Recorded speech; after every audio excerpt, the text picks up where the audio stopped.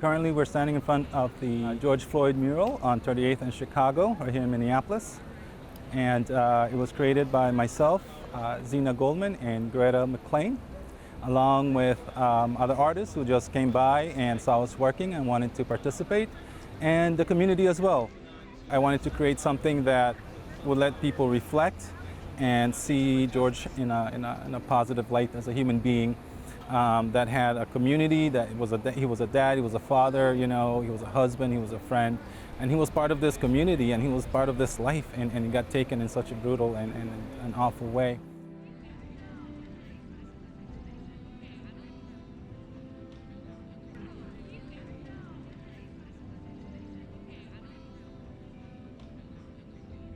Art has the power to portray certain emotions and feelings that words sometimes can't reach, and also it has a way for the viewer to interpret that in their own way. The artwork that we saw just explode, and all of these amazing artists lent their voice, to the Black Lives Matter movement, to George Floyd.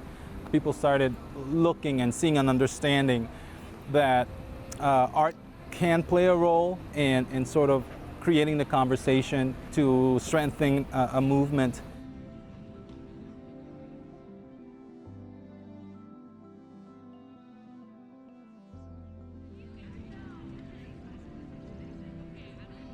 It started with a trauma response.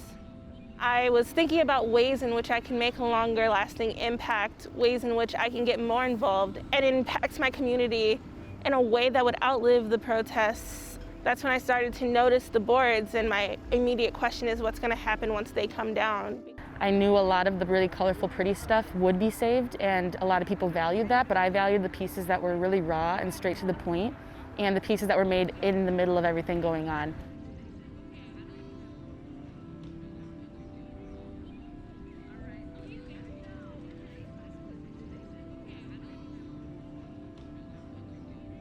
I realized immediately that white people would try and collect these boards, white people would try and tell this story, white museums and institutions would try and put these boards in their museum and make it part of their story when this is our story that needs to be told.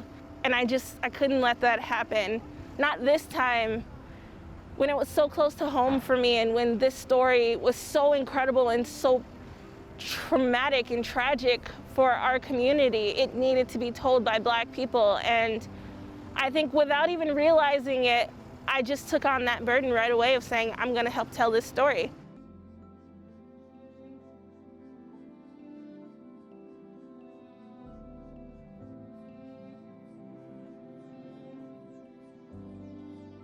It was just at that point where we're so angry and we're so done that a lot of those tagging pieces were the first pieces that kind of sparked the rest of the art to be created afterwards. It was very unique that, I think so many people came together to do this, expression through art.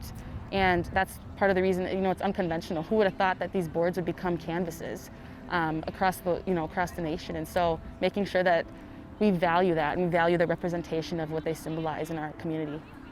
Even though there's the talk of change, I think it's going to be a long time until we actually see that occur.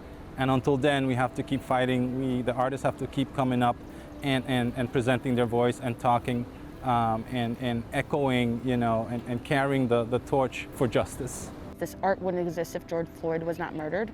And so it's important that they remain, and that story remains, and that people hear it, and that we keep facilitating this conversation, because that's the only way that change will happen. We want this to continue. A lot of times with these police murders, the victim, the Black person who was killed, their name gets forgotten in 6 months or a year. You're not gonna forget George Floyd's name. We're not gonna allow it. You're not gonna forget Dante's name or Dalal's name.